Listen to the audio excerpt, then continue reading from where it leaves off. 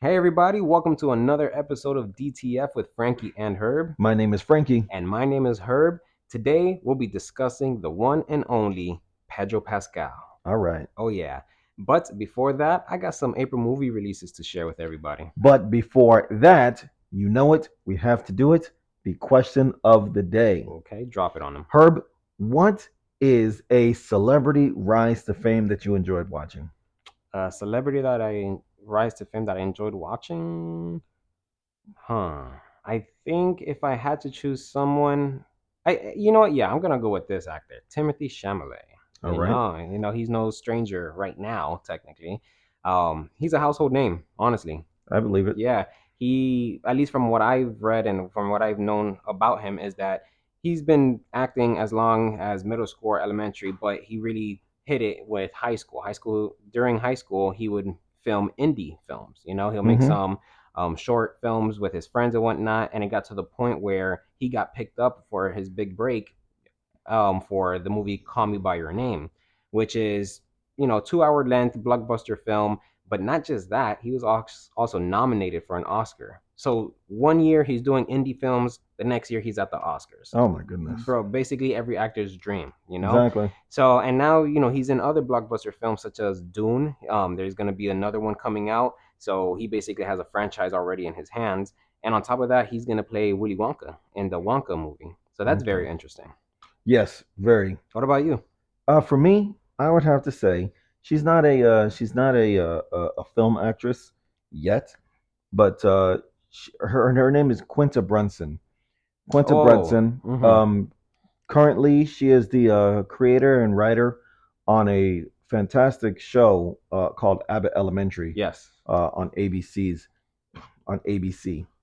and really great show.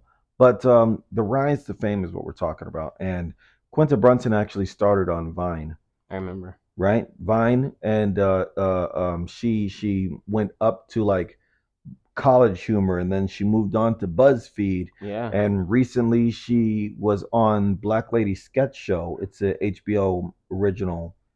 It's an HBO Mm-hmm. Max original, and it's a really hilarious show. And you know, just taking a leap of faith out there, she wrote this script and pitched it to ABC, and I think I actually saw her on Jimmy Kimmel Live, and Jimmy Kimmel, I might not be recalling this correctly, but Jimmy Kimmel did say that he got to read the script, or he saw the pilot episode, and he sent it to Oh wow. a higher up on ABC and said this show has potential. So Quinta Brunson may have Jimmy Kimmel to thank for the success of her show getting on ABC and whatnot. But That's really cool. you know, again, right, just watching her get to that point. Yeah. Um, From Vine to now, exactly. she Like won she won a Golden Globe last year. she did. She got a lot of awards for that show. You know, a lot of her cast got Emmys for Yeah. that show, Oh yeah. She brought and back a lot of people's careers with that show alone. that too, right? Jesse Tyler Williams is in it. Cheryl Lee Ralph is in it, and yeah, man, she's doing a great job with the show.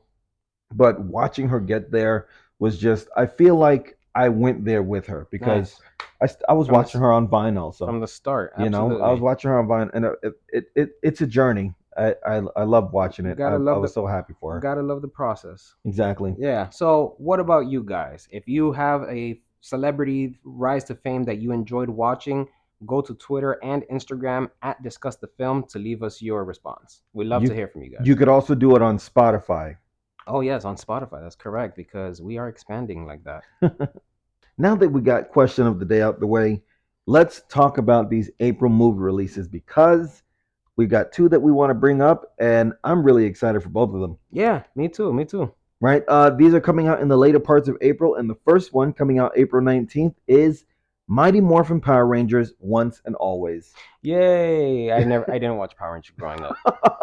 Sorry to hear that one, And Doug. I can't be as excited as a lot of people are, especially since they're bringing back the original cast of the show, right? Yes, original cast, immediate nostalgic feelings, man. Okay, yeah. I didn't watch it growing up, I guess specifically because at such a young age I just knew that some things looked so fake, you know? So like the fact that they'll hit somebody with a sword and then you see sparks Sparks flying. flying. I'm like, what is that? Where's the blood and guts? But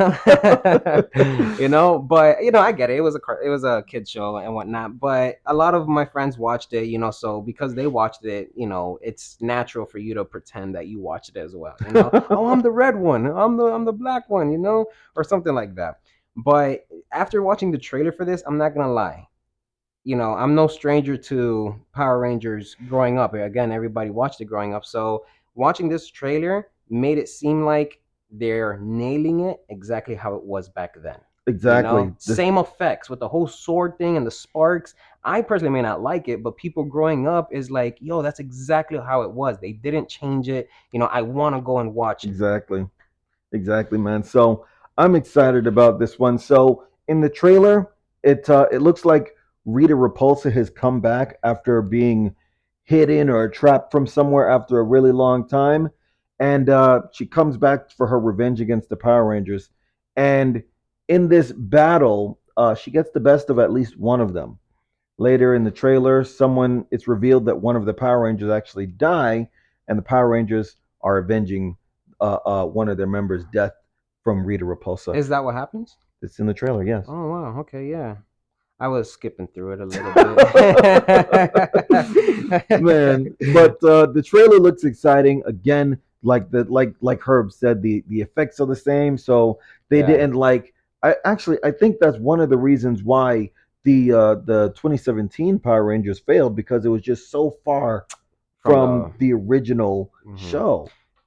Can I tell you something? I actually like that one. Yeah. I watched that one and I thought it was pretty dope. In all honesty, I know that might be hateful to say, but whatever. No, I get it, man. It's kind of like me with the Last Airbender. Right. I didn't watch the cartoon, but I loved the terrible movie that came out. Yeah, so that I guess that's how it was. Hey, Exactly. exactly. So like this 2017 Power Rangers, it looked more realistic for me. So I was like, yeah, let's go with a part two. But yeah, and one thing that I mentioned to you while we were watching the trailer is that it's really cool to see that they're keeping the effects that it was back in the day. Because if you think about it, it worked. It was a formula that they had for a really long time. They built an insane audience, and their audience are now adults. You get me? Yeah. And so now this movie, they kept it the same for those adults who watched it as kids, is going to be nostalgic, as you said. And a lot of these adults also now have kids of their own. So they're going to sit down their kids and be like, oh, watch this. Oh So yeah. for all you know, Power Rangers may not just be coming back with just, this one movie. For all you know, they may make a comeback in the industry. Exactly. The potential is there. The potential is there, and I'm very excited about this one. So now for our second April movie release, we have a movie that looks like it's going to be absolutely hilarious. Oh, yeah. It's called Back on the Strip, and it's coming out April 21st. Oh yeah, this one looked the trailer alone. I have this thing where if trailers looked great, I gotta watch it. And this trailer looked great in the sense of comedy wise, looked funny as hell, and I'm excited to watch it. Oh yeah, man. The cast alone, right? We've got a really great cast in this movie so far. We're looking at Wesley Snipes. Oh yeah, We're looking at Tiffany Haddish. We're looking at Faison Love, JB Smoove, Gary Owen. right? Gary Owen. And yeah, man. So and a couple of newcomers, right? So yeah, man. Really. Yeah, talk a little bit about the film. So there's a guy who is not doing so well in his current gig, which is I guess a kids party entertainer, Right. and he's introducing himself as a magician, but he's dressed like a clown, and the kids are just not feeling him. So it's not working out for him. Exactly. So he's wondering what he's going to do with himself, Yeah. and he gets the encouragement from it appears to be his mother or his aunt, somebody, Tiffany Haddish. some authority figure, a woman in his life, right? Yeah, played by Tiffany Haddish. Jesus. Okay, yeah. Played by Tiffany Haddish, and yeah, she gives him the encouraging push to go out and find what his dream is going to be. Yeah, so he heads out to Vegas, right? Yeah, He heads out to Vegas, and then he comes across Wesley Snipes, where Wesley Snipes, I guess, try to mentors him to like make money and basically tells him, "Oh, back in the day, me and my gang used to, Strip. yeah, we used to be strippers and we made money. We were hot and this and that." He showed them posters. They're all in shape and everything. They're Black Magic Mike, basically. Exactly. And and then I guess talking about it all, they try to get back together, and everybody from the past are now old, fat. One of them is a pastor now, and all that stuff. Everybody just went their own ways. So they basically try to get back on the strip. They try to make money again. They try to relive those moments, and it just looks so funny. Honestly, this cast is gonna kill it, and I'm excited to watch it. Oh yeah, man. Especially with Wesley Snipes, man. Wesley Snipes getting back in the lead roles is awesome to see. Yeah, very happy for Wesley Snipes to do that one, man. But this movie, it just looks like it's gonna be hilarious. It's gonna be raunchy. It's gonna be, man. I don't even know what else to say, guys. I love raunchy films. This movie just looks like it's gonna hit in every area that a comedy could hit. Absolutely, I'm excited to watch this one. Me too. So those were our April movie releases. That's Mighty Morphin Power Rangers Once and Always coming out on April 19th, and Back on the Strip coming out April 24th. Herb, I'm going to drag you and tie you and lock you in your house to get you to watch Power Rangers with me. All right, we'll see. Now let's get into our actor's profile of today. A lot of people are anticipating this one. Pedro Pascal. Oh yeah. All right. Thank you for joining us, man. Pedro Pascal. So Pedro Pascal, currently 48 years old. His birthday just passed on April 2nd, actually. Oh wow. He's been acting since 1999, right? Very long time. Yeah, bro. That was the year of the parties, man. He made appearances in Buffy the Vampire Slayer. There's a show called Touched by an Angel, and he was even in Law and Order, which is considered a gateway for a lot of actors. Yeah, dude. A lot of people that before they become big, or even while they're big, but usually Law and Order is like you said, a gateway for people to get into their serious roles. Yeah, right. In fact, other people who got their start on that show was Jennifer Garner. Oh, okay. I didn't know that. Right, or maybe even guest starred. You have Sam Jackson. Mm-hmm. Samuel L. Jackson. You gotta say it like that. Samuel L. Jackson. Sebastian Stan, most notably known for his role as the Winter Soldier in the MCU. Right. Right. You have Adam Driver. Right. Julia Roberts. Nice. Julia Roberts, and even Sarah Paulson.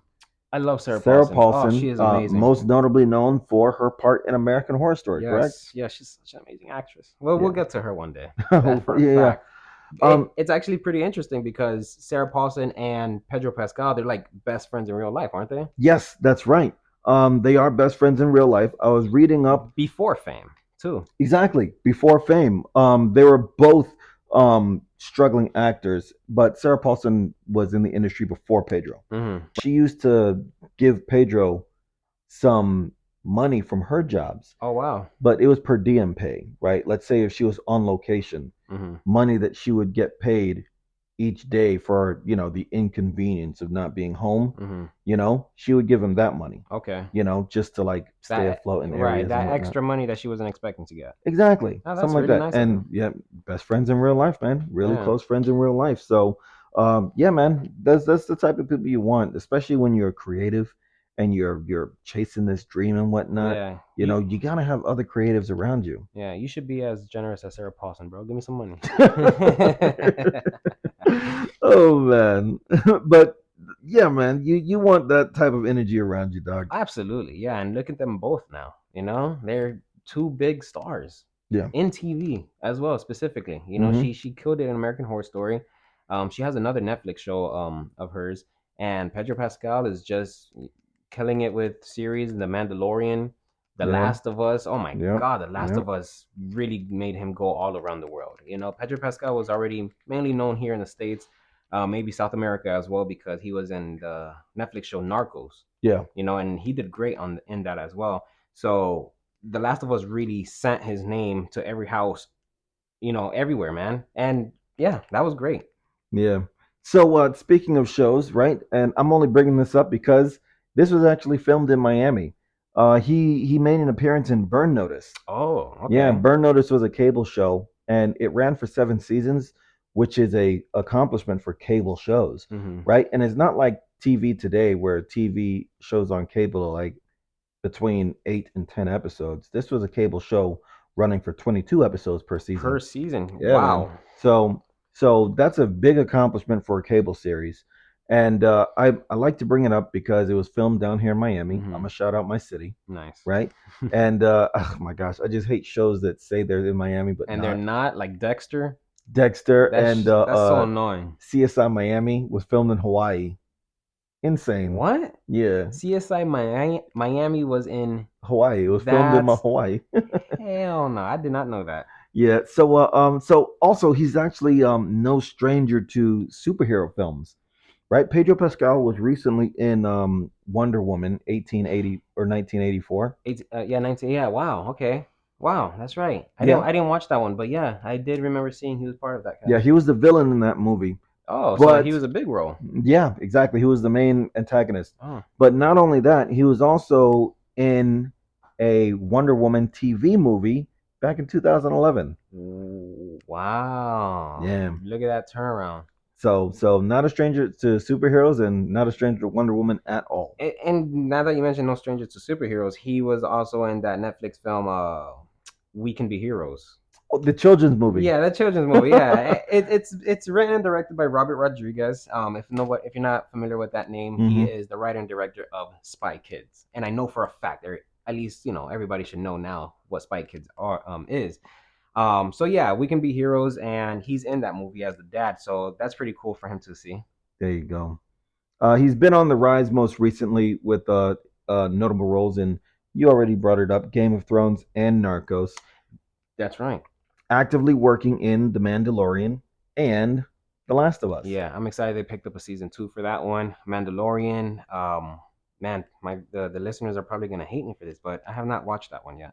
The Mandalorian? Yeah, What? I'm not a Star Wars guy, man. I The thought you were hyping me up on. Oh, so it must with have the been. with the pew pew and the vong vong vong, it's like Yoda and this and that. Let me stop, bro. Star Wars is an amazing franchise. I'm just late to it. I got to get into it. But yeah, Game of Thrones he was on as well. As a matter of fact, he I saw an interview where he kind of credits Game of Thrones of being his actual real gig. Hmm. He had roles here and there, but for him to get Game of Thrones as that character, he credit that as like he felt like, okay, this is for real now. We're getting here. We're getting somewhere. And then that's where he went into Narcos after that Game of Thrones appearance. And a fun fact about that is that his audition was actually on camera. Like, well, obviously on camera, but I mean like through a video call. Wow. Yeah, it was through a video call. And I think I saw something that midway during his audition, the casting director said, okay, we like it. You're it. You're him. And then he was like, oh, okay. They just interrupted him. And he's like, oh, okay, cool. And then you're like, okay, cool. We'll send you more information later. And they hang up. Imagine that, just, I'm so nervous for this audition. It's Game of Thrones. Yeah. Then you're doing the audition. You get cut off midway, which is usually not a good sign. But then they tell you, hey, you got it. And I'm like, okay, cool. And then they end the call. Bro, so much emotions to process as you Exactly. hear that. They must have liked the way he looked. Like from Yeah. early on, they must have knew that they were setting him up to be Hollywood's daddy. For real, yeah. Oh man. But Pedro Pascal, very, very professional guy. There's not much we could find on his personal life at all, man. But what I do know, He's that mysterious dude, man. yeah, I love but it. it's like we talked about previously. Those celebrities that you don't know too much about them, Yeah. so they have this mystique. There's this charm about them Yeah. being a celebrity. Right, exactly. I honestly do not care what a celebrity had for breakfast. Yeah, me neither. I don't. It's like if anything, like I don't know. I don't really know what to say about it. It's just I don't care about it. I think I'm more interested to find out what my friends from high school is doing than what the celebrity is doing. I Exactly. guess I don't know. That's just us personally. We like the mysterious of certain celebrities. Yeah. But what I could find out is that he has a sister who recently came out as trans, and he's a big supporter of the LGBTQIA plus community. And that's all I could find. Yeah. All right. Yeah. Mystique is correct, bro. Pedro Pascal is not going anywhere. That's for sure. Just like Exactly. Sarah Paulson, he solidified his name in TV. I'm pretty excited to see him more in movies. That's usually how it goes. They kill it in TV series, they kill it in TV awards, and then next they get a blockbuster flick that's like, oh my gosh, here's a film that he leads in and takes over. He did great in that Unbearable Weight of Massive Talent, right? Yeah. That was a great film. I think that was one of his like lead roles. Yeah, he was the lead actor in that film, and in that movie he was next to Nick Cage. So it was just the biggest favor for him was being next to Nick Cage in almost every scene in that movie. Yeah, but now with the celebrity and his fame and whatnot, who he is today, Nick Cage probably sees it as, oh, it's big for me to be next to you, you know? He's carrying his own weight these days for Exactly. sure. Yeah.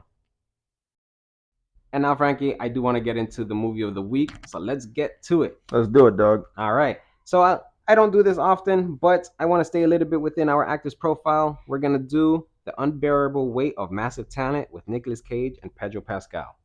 The Unbearable Weight of Massive Talent is the ultimate love letter to Nicolas Cage and all his absurdities. The film is a wild ride from start to finish, filled with lots of humor, meta jokes, and over the top action sequences that pay homage to Cage's most famous movies back in the days. The film takes place in a surreal, alternate universe where Nicolas Cage is a washed up actor struggling to pay his debts until he's offered a chance to attend a billionaire's birthday party where he discovers he's being set up by a dangerous drug lord. What follows is a hilarious and action packed adventure that sees Nicolas Cage forced to reenact some of his most iconic roles in order to save himself and his family. The movie is packed with references to Nicolas Cage's career, as well as nods to other classic movies and pop culture, making it a delight for film buffs and pop culture enthusiasts alike. Pedro Pascal's performance in The Unbearable Weight of Massive Talent is nothing short of brilliant. He perfectly embodies the character of Javi, the flamboyant billionaire with a combination of wit, charm, and just the right amount of comedy. Pascal's acting is one of the highlights of the film, and his scenes with Nicolas Cage are just a delight to watch.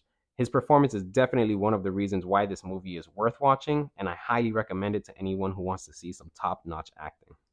So, Frankie, that's the movie of the week. What do you think, man? Herb, you did it again, dog. Of course I did, man. Of course I did. I don't recommend bad movies. No, you don't, man. You got to start getting paid for this, dog. I've been trying to tell you that. So that was today's episode. Be sure to check out those April movie releases: Mighty Morphin Power Rangers, Once and Always, streaming on Netflix April 19th. We also got Back to the Strip coming out in theaters and on streaming devices April 21st. Oh, yeah. And we really hope you enjoyed today's actor's profile, Pedro Pascal. Thank you for coming, Pedro. Get out of here. Go be Hollywood's daddy. Don't forget our movie of the week, The Unbearable Weight of Massive Talent. Oh, yeah. And don't forget about our question of the day. What celebrity rise to fame did you enjoy watching? Go to Twitter and Instagram at Discuss the Film to leave your answers, and also on Spotify. There you go. Be sure to give us a follow while you're over there as well. Oh, yeah. All right, you can actually follow us on a few places now, right? Not just Spotify. We're on Google Podcasts. Oh. We're on Apple Podcasts. Oh. We're on Amazon Music. What? And we're on iHeartRadio. iHeartRadio? Guys, we are doing it. Oh my gosh. We are doing it, guys. So be sure to give us a follow, whichever page you decide to give us a listen to. So once again, I'm Frankie. And I'm Herb. We'll talk to you again soon.